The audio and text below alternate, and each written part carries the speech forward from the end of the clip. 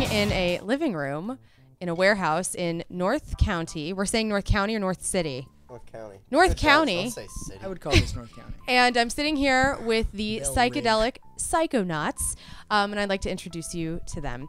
This is Sean Moses, David Erderer, and finally, Dr. Dan Drake, and you may have known him as Dan the Pancake Man from Courtesy Diner and on the Today Show from way back when.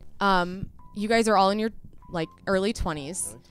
Mm-hmm. What is a psychonaut? That's you, boy. Yeah, I'm the brander over here. I picked the name Psychedelic Psychonauts to sort of imply the idea that you can willingly go into your own mind and explore it and improve yourself as a person. You didn't know that? You've been in this band. I assumed. I kind of, I don't know. Let's do this. I don't make, I like to have reasons for decisions, but I don't, if it's not relevant, it's not relevant. So you met Dave first. Yes. Where did Moses come in at? That was at the Plush Open Mic, right? Yeah, they used to host open mic down at Plush about last year, or was it a couple years back, or was it last year? And Winter 2012. I started performing out live, going to open mics, various open mics, trying to start a band together. And I went to this open mic, and they hosted it, and they was like, I played like some little jazz thing. It was like, oh my god, oh my god. Who are you? And they had another guitarist at the time. His name was LB. He was kind of like a blues R&B singer. LB Johnson, yeah. And I used to play in his band. I used to play bass for his band. And a couple months later, he moved down to Texas. Mm-hmm. And Dan just came up to me, hit me up one time. He's like, "You're in our band." I'm just like, "What?" You're like, okay. You're in our band. I'm just like, Was that how it was? yeah. You sure I wasn't like, you want to be in the band? No, you was just like, You're this in is our the new band. guitarist. One time I showed I'm up just to like, practice, and there was this guy there, and I was like, oh, Oh. hey. Yeah, he's in the band now. I was just Cool. like, hey, what's up, man? So you guys have been officially this three, and we have For a while Hank now. coming in soon because he's learning to play bass and get with you guys. So over a year, like a year and a half, that you three have been doing this. I would say so, yeah. Okay. Yeah. All right.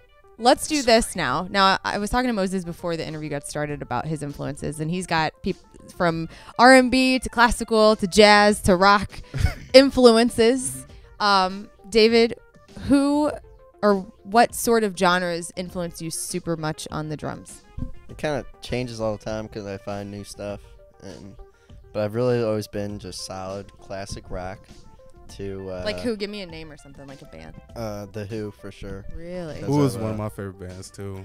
Pete What's his name? Townsend. Yeah. Well, not the drummer. Keith Moon. Keith Moon. Who, I mean, he was crazy for his time. But then, more recent, of course, like the '90s to early 2000 rock bands like Blink-182 and all those kind of Sum 41. And So all Travis Barker influenced you. Yeah, he's alright. All right, Dan, and finally, vocalist. Bass is just whatevs. Who vocalist wise? Bass is so not what it is. Vocals wise, I would say my biggest influences. The first thing that comes to mind is Idea and Abilities, who are like underground. They're an underground rap group that I kind of fell in love with a couple years ago.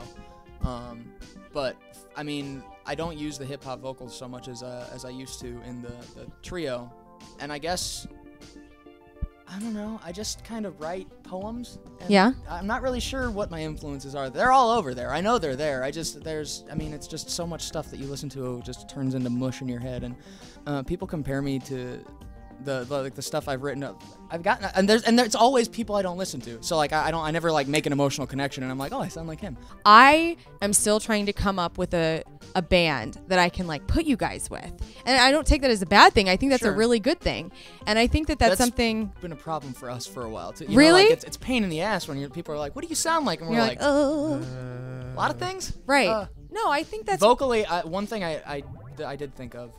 I've been compared to Ludo for their vocals, because there's like, I don't know, something really dramatic about them, like sometimes. It's like almost silly, but I'm still taking it seriously. Yeah. That kind of thing. Okay. Well, you guys have an album coming out. You don't know when. Hopefully in the fall. It is going to be Psych Squared. The first actual, like, physical copy of your music, aside from demos, is going to be produced and cover art and like the whole 9 yards, right? Yep. And this is your first one of these. Oh, it's gonna be so Now, the Kickstarter that you guys have started, do you want to talk a little bit about what you're aiming for with the Kickstarter and how much you're trying to raise and how much time you have to raise that amount? Well, it hasn't launched yet. Okay. We don't have an official launch date yet. But when it does go live, we're shooting for $2,000, which I thought was relatively modest. That is very modest. We got a good rate on some professional recording. There's a guy who freelances for Firebrand Studios that's going to help us out there. And then that should cover the actual recording costs, and we should also be able to get like about 1,000 copies printed up and start distributing them just off of that. So that's what we're going for.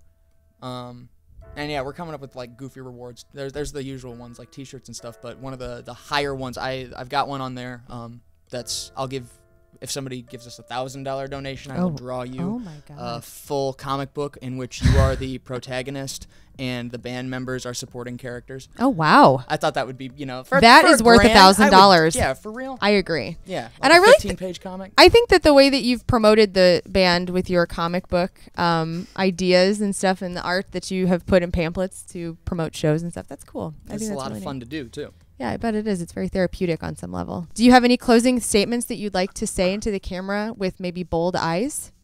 And then we can close this out. If you've got a chin that can cut like a motherfucker, use it. 100 million trillion swag waterfront. What's up, ladies? So if you'd like to check these guys out, I suggest you do so. They're on Facebook. You can find them facebook.com/Psych Squared, as well as online at dancakes.com. They are the Psychedelic Psychonauts. Look out for Psych Squared coming out sometime this year. Thank you, gentlemen, for being here and your bold statements at the end of the interview. Appreciate it. Just stand up and do a bow. Yeah. A limousine whispers in the shade of crimson cinnamon, quicksilver chrome and tinted glass. That driver's going way too fast. To the morgue, I hear him say, 'cause I can't keep that beast at bay. That shadow's closing in and they won't stop till they got me. A velvet suit, a cherry